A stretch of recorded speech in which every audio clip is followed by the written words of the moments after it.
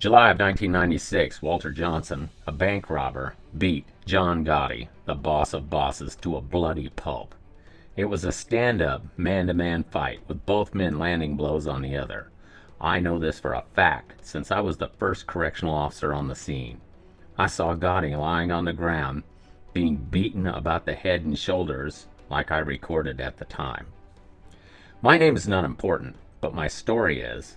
I was a government employee for over 30 years. I retired from USP Marion not long ago. The names of all the prison employees have been changed for their safety.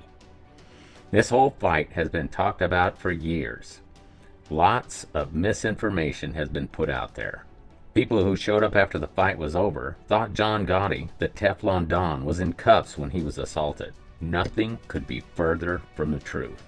The photo circulated of Walter Johnson is not the Walter Johnson of USP Marion, bank robber and cop killer. I have no idea who that other Johnson is, but it is not the same man who was in the fight, if you can call it that, with John Gotti.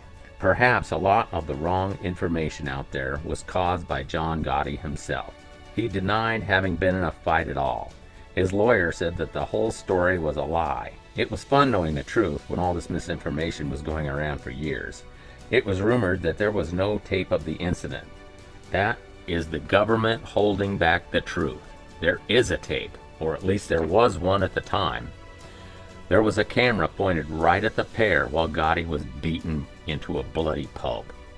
The government has not released a tape for reasons of their own. Now that we have that all cleared up, I'll tell you what did happen. The day before the fight, Mafia boss John Gotti, in his 50s, was walking around dog unit on what we called inside recreation. It was a hot and very humid summer day, as we have here in Southern Illinois. The inmates, 9 of them, are let out of their cells for 1 hour, but not allowed outside the unit. So they walk around the half of the cell block that they have access to. Upstairs, the walkway is a very narrow and over 100 feet long. Downstairs is about 18 feet wide and 120 feet long. A 5-foot wide metal grate stairs connects the upstairs with the down on the inmate side of the grill. Officers have cement stairs on their side of the grill to get upstairs. Gotti and Johnson were assigned to Charlie Range, which is upstairs. While upstairs on the 18-inch wide walk, Gotti had words with Johnson about blocking his way, according to the unit's correctional officers I spoke with. Everybody thought that was the end of the incident, but Walter Johnson is a hateful savage who never forgets a slight, no matter how long ago it was. He has been known to seek retribution for a slight years later. That exchange between the two men lit a fire of anger and hate inside Johnson. That anger and hate grew to overboiling in the next 24 hours. The next day, when the inmates were let out for their hour of inside recreation, Johnson slid up to Gotti in a way that he was not noticed until he struck Gotti in the head with his fist. Stunned, Gotti attempted to defend himself, but Johnson rained blows about his head and upper chest area. Gotti was knocked to the ground where Johnson kicked, kneed, and beat Gotti with his fists in a vicious attack. This is when I arrived in the unit and stood at the range door watching. I yelled for all the inmates to lie down, which they did not do. I reminded them that anybody on their feet when we opened the grill door would be considered hostile and be struck with 36-inch long riot batons until they complied with my order to hit the floor. After about 1 minute, the lieutenant arrived on the scene, judged the amount of staff sufficient to handle the situation, and he ordered the door opened. When the inmates heard the order to open the grill, they all hit the floor, including Johnson and Gotti. Everybody was cuffed. The inmate I cuffed was placed in his cell upstairs. Both Gotti and Johnson were taken to the hospital in cuffs. Photos were taken of both of them while they were still in handcuffs. This is the photo you see of Gotti with the injury to his head.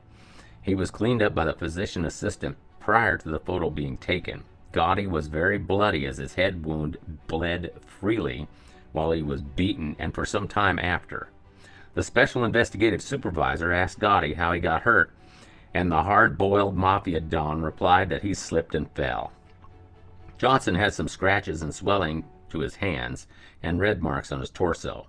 Johnson said some guard injured his hands for no reason and that he had not been in a fight. Gotti was not charged with fighting after reviewing the tape of the incident. Johnson was taken to the Hole and charged with assault. He was transferred to another prison after a consensus was reached that he could not be protected while at USP Marion. I have no personal knowledge, but rumor has it that there were some consequences for Johnson having dared disrespect a high-ranking member of the mafia. It was said that a hit was taken up by the Aryan Brotherhood for tens of thousands of dollars. Also, the ABs were hired to provide ongoing security for the head of the Gambino crime family, John Gotti. A closer association of the head of the commission with prison gangs also had some far-reaching impact that is felt even today, 15 years after John Gotti's death. In future episodes, I will explore how this one fight changed prison disruptive groups and how they are now led and organized in a different way. Also, who Walter Johnson is and how his attitude sealed his eventual fate. This story and others have never seen the light of day until now. Subscribe to hear more. If you like this video, please hit the like button. Always remember that I tell you this at personal risk. Just like the Mafia, we have our own code. Talking is forbidden for both groups. They have the witness protection program. I have nothing. When I choose to break my silence, I choose to walk alone forever.